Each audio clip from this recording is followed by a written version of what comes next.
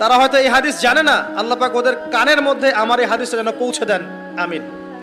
নবী সাল্লাল্লাহু আলাইহি ওয়াসাল্লাম বলেছেন, আমি মেরাজের রাতে যখন গিয়েছি তখন এক শ্রেণীর মানুষকে দেখেছি, ওদেরকে শাস্তি দেয়া হচ্ছে।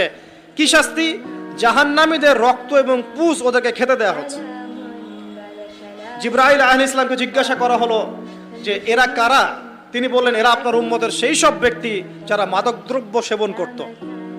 আল্লাহ রাব্বুল আলামিন তার হাবিবের মাধ্যমে জানিয়েছেন, যখন কোনো মুসলিম মাদক সেবন করে বা কোনো ব্যক্তি মাদক সেবন করে তখন 40 দিন তার নামাজ কবুল হয় না। এরপর যদি সে তওবা করে তাহলে আল্লাহ পাক তার তওবা কবুল করবেন ইনশাআল্লাহ।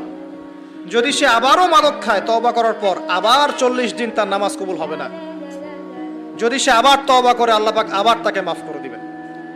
যদি সে আবারও মাদক খায় আবার 40 দিন তার নামাজ কবুল হবে না। তারপর যদি আবার তওবা করে আবার আল্লাহ তাকে মাফ করে দিবেন। এরপরেও যদি সে আবার মাদক দ্রব্য সেবন করে, নবী সাল্লাল্লাহু আলাইহি ওয়াসাল্লাম বলছেন তাকে আল্লাহ রাব্বুল আলামিন পরকালে মৃত্যুর পরে তিনাতুল খাবাল পান করাবেন। তিনাতুল খাবাল। জিজ্ঞাসা করা হলো, ইয়া রাসূলুল্লাহ, তিনাতুল খাবাল কি জিনিস? নবী সাল্লাল্লাহু আলাইহি ওয়াসাল্লাম উত্তর দিচ্ছেন, এটা হচ্ছে জাহান্নামীদের রক্ত, মাংস, এগুলো পুড়ে পচে যে রসটা বের হবে, এটা হচ্ছে তিনাতুল খাবাল।